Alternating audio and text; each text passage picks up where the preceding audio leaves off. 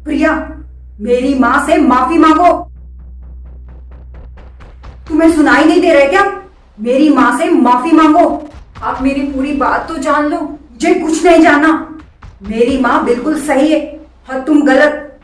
हर कहानी के दो पहलू होते हैं और दूसरा पहलू जाने बगैर आप कोई फैसला कैसे ले सकते हैं? प्रिया, बड़ों से माफी मांग लोगी ना तो छोटी नहीं हो जाओगी। क्या तुम्हारे माँ बाप ने तुम्हें ये संस्कार नहीं दिए?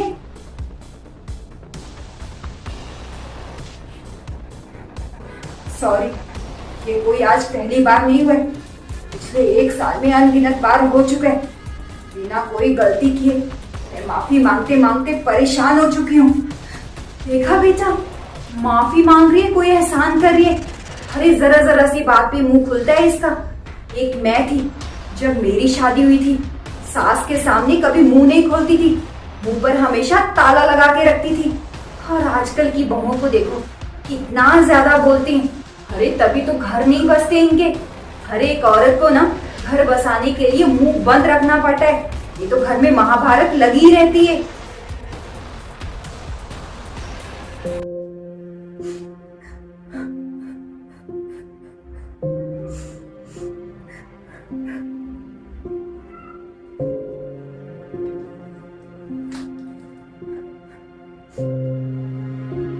प्रिया, मैंने तुम्हें कितनी बार बोला है कि माँ के सामने अपना मुंह बंद रखा करो। जरूरी है फालतू में बहसबाजी करना? आज मेरा मूड कितना सही था। मैं तुम्हारे लिए गिफ्ट लेकर आया हूँ। जैसे घर के अंदर आया, आप दोनों का झगड़ा देखकर मेरा सारा मूड ही ऑफ हो गया। चलो अब रोना बंद करो। ये लो।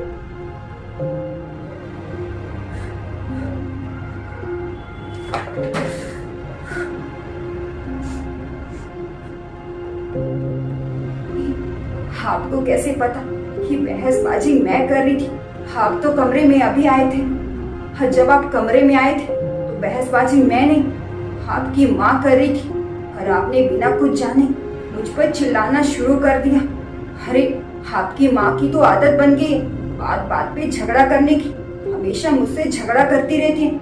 हर बार मैं कसूरवार कैसे हो सकती हूँ? आप कभी पूरी बात जानने की कोशिश क्यों नहीं करते?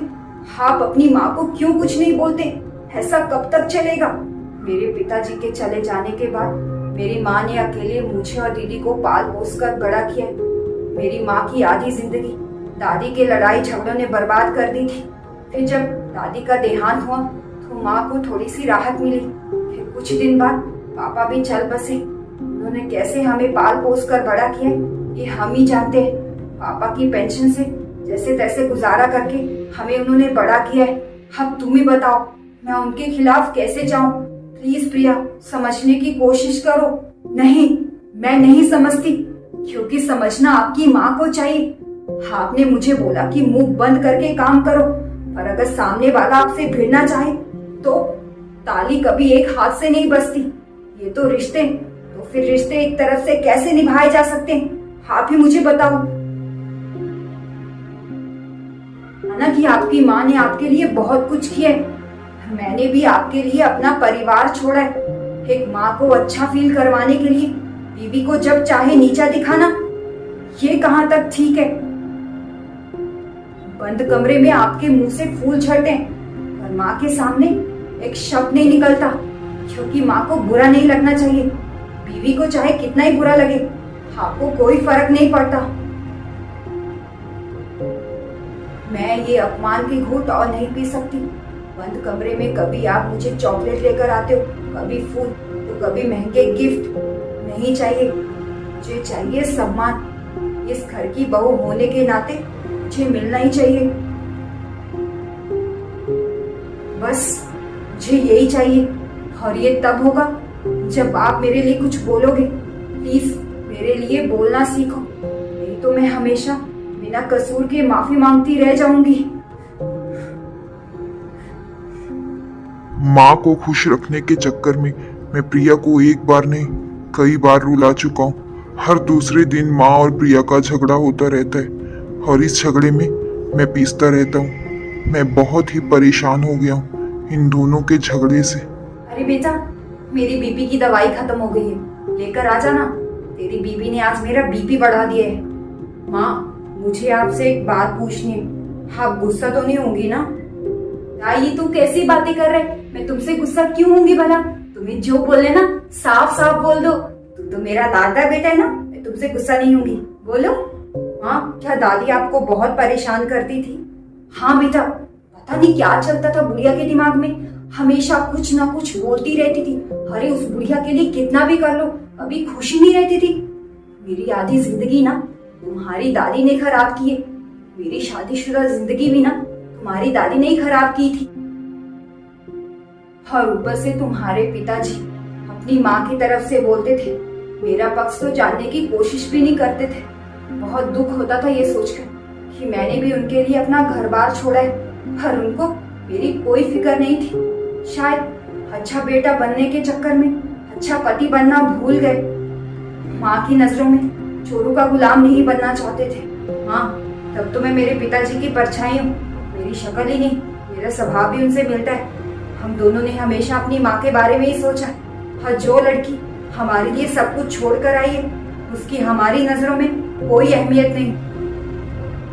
माँ, कल जिस जिंदगी के मोड़ पर आप हंसाए खड़ी थी, आज वहीं आपकी बहू खड़ी है। माँ, मैं आपके लिए दवाई लेकर आता हूँ, आप आराम करो। बहू मेरे सामने कितना रोई, मुझे कभी कोई फर्क नहीं पड़ा। आज मेरे लाडले बेटे की आंखों में आंसू, मुझे बहुत दुख हो रहे। उनके पिता ने जो गलती की, उनके बेटे ने वो गलती समय रहते ही सुधार दी। मुझसे बहुत बड़ी गलती हो गई। मुझे बहू से माफ़ी मांगनी पड़ेगी, नहीं तो मैं अपने आप को माफ़ नहीं कर पाऊंगी।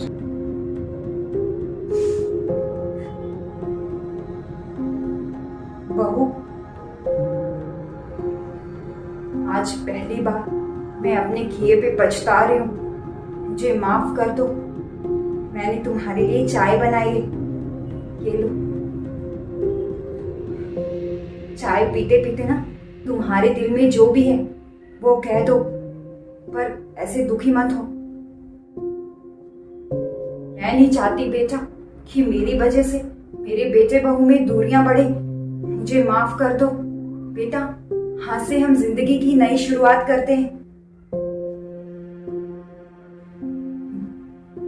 बेटा, हम दोनों ने ना बहू का दिल बहुत दुखाया। हम दोनों को बहू से माफी मांगनी चाहिए। अरे तुम दोनों मुझे ऐसे क्यों देख रहे हो? अरे गलती क्या बच्चों से ही होती है, बड़ों से नहीं होती। कभी कभी ना बड़ों से भी गलती हो जाती है। अब जब गलती की है तो माफी तो मांगनी पड़ेगी ना। और माफी मांगने में क्या हर्ज है? क्यों बहू, सही कह रही हूँ ना? मम्मी जी, आपको माफी मांगने की जरूरत नहीं है। मैं तो यही चाहती हूँ कि हम सब मिलजुल कर रहें। छोटी छोटी बातों से दिल और रिश्ते में दूरियां नहीं आनी चाहिए। और मुझे कुछ नहीं चाहिए।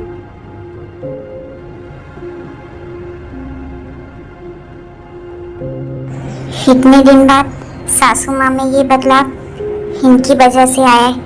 मैं आपका जितना भी शुक्रिया करूं कम है।